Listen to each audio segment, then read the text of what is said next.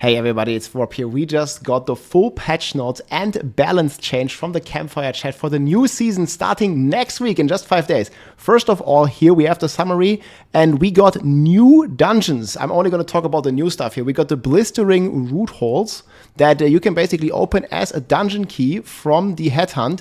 That basically gonna open like a new type of like nightmare dungeon, if you will, with different challenges and different rewards here and some super cool witchcraft powers here. And you're basically blasting throughout this entire dungeon here, getting new monsters and getting new rewards at the end here.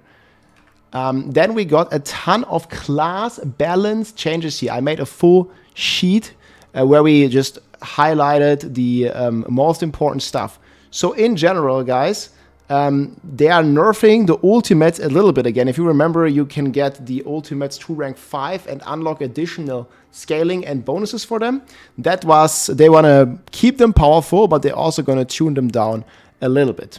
Then in general, summoning characters like Necromancer, Shadow Clone, Ancient Barb, like all the summons are getting massive buffs and should now be affected by almost all the DPS multipliers here. And that's going to make it pretty insane. They're going to like change crowd control a little bit going forward, but this is not going to happen on the launch yet. Now going to the Barbarian, we are actually getting Hoter buffs. They said Barbarian here performed solidly on the PTR. They are buffing Hammer of the Ancients and they are buffing Whirlwind. I'll probably do a detailed follow-up on this here in the next days, as well as a tier list. I'll link the full patch notes down below. Barbarian is definitely eating good. They already said it performed solidly and they buffed it even further. And I could not see any real nerfs. There's also pretty cool buffs to the Earthquake buff. They did change the strength scaling a little bit from what I've seen, but they made it overall. The multipliers are looking very good for the Hoter Earthquake Barbarian here. So that's been very nice. Then we have Sorcerer, and this was really cool. They did recognize it was the weakest class as of PTR, and now they are buffing it with some pretty fan-favorite builds here. They're doing like generic buffs on passives. They also did change the Ball Lightning unique. Again, you can kind of see it here, how powerful it gets here. The Ball Lightning gives you damage reduction for each active Ball Lightning. It gives double chance to cast, and here a 2.8x multiplier for Ball Lightning. So this was a fan-favorite build. Not only are they buffing Whirlwind and Hoter, they're also buffing another fan-favorite here with Ball Lightning. And Sorks should be, according to them, stronger than what it was now, because on the PTI it was in fact the weakest class. On the Druid, there was one bug that was causing it to deal infinite damage with Boulder. They fixed that. And they buffed yet another fan-favorite build here, the Shred Druid. You guys can see here, this is the new Blurred Beast. Shred deals 75x and has a 33% chance to land an additional strike up to 4 times. This is going to be some pretty significant buffs for Shred. On Rogue, they are focusing on Shadow Clone. It's the Shadow Clone's time to shine, but there's also a ton of cool other new stuff for the Rogue. I think they did show some footage here where the Rogue is getting strong with some traps, and yeah, here the Shadow Clone. Like this makes like I think for a really like cool and fast-paced playstyle. In general, the Rogue character was one of the strongest ones on the PTR already, and I think is gonna get even stronger here. Look at this, looking pretty cool. Like how the Shadow Clone is kind of mimicking, you know, what you are doing already, and just blasting out your Twisting Blade and all this other kind of stuff. So yeah. Then the Necromancer. The Necromancer had the most powerful build with the new Blood Wave. They said they want to keep it powerful, but they did nerf some of the square root multiplicative scaling and made it additive. So it's not going to be as crazy as it was on the PTI. It was literally one-shotting down at 50 boss. But here the Bone Spear is transformed into a Blood Spear. They have 2 new pants as uniques. And the Blood Wave is basically a wave that can knock back or suck in the enemies, making this a pretty powerful build. And they did change the scaling a little bit, again, to being additive, but it's still going to be a hell of a strong build. And you can also make like a ton of pixel pulls. You see this here, like you drag the monsters together and then you basically just melt them. So this has been or this is gonna be, I think, extremely powerful for the Necromancer here. So that's looking really cool, and Bloodwave, I think, is gonna be remaining one of the S tier builds. On Spiritborn, they did say they made minimal changes now. They did fix all the double dipping bugs on the Spiritborn. They also did nerf the Rod of Kepaleke quite a bit. But they also added the Razor Wings and some other cool stuff here. I think for potency skills, this is the boomerang here, the Razor Wings. You can also make them circle around you. So there's definitely some cool, fresh new builds to play on the Spiritborn. However, it's not gonna be like 10 million times stronger than all the other classes anymore. So they tuned this down a little bit. Then here they have a new witch power that is focused on overpower. So you guys can kind of see this here. Whenever you kill an enemy, your next 2 overpowers deal 6% damage per kill, up to double. So this is going to be extremely powerful for overpower builds, which the Blood Wave Necromancer is one of. In general, I have all my Season 7 builds already linked below. We're also going to be working on a tier list. It's just going to take a bit of time, and obviously there's going to be a lot of guesswork as we haven't played these final patch notes. Yeah, Razor Wing is going to be lit. Then, obviously, guys, we are also getting the armory here. Massive quality of life changes. They did also buff some more witch powers. We'll probably make a follow-up video on some of the most powerful witch power combinations.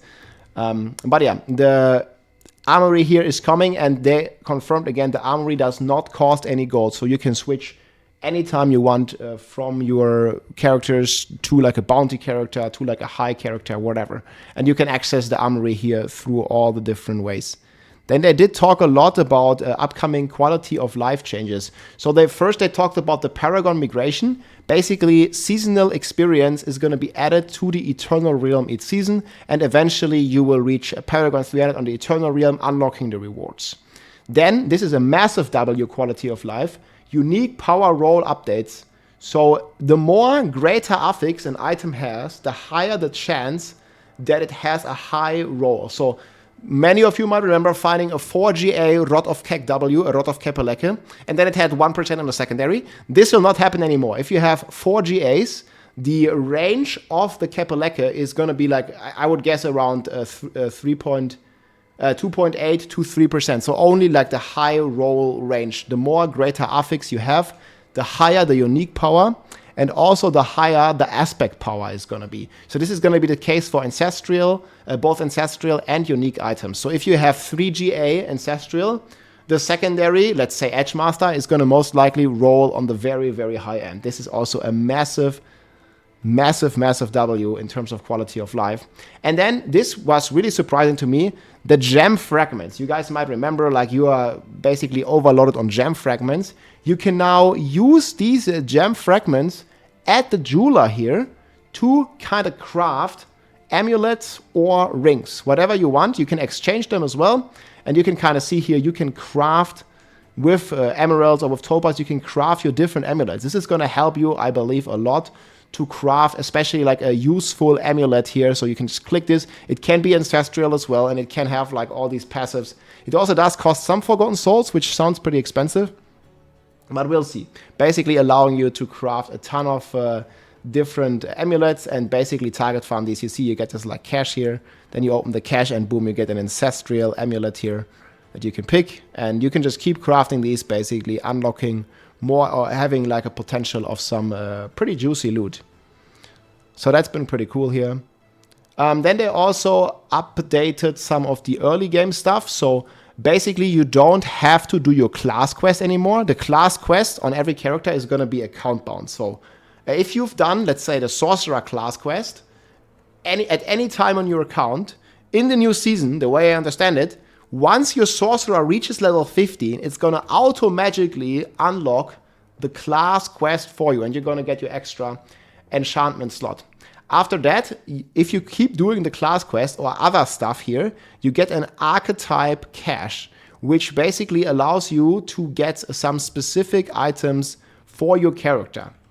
And then later on, you also get greater caches with greater affixes for your character. So this is going to be a nice way, I think. You see here Pyromancy cache of kind of target farming. You see, you get focus, you get pants, you get like Pyromancy recipes and all this kind of stuff. So I think that's going to be extremely useful here, just while leveling up, basically.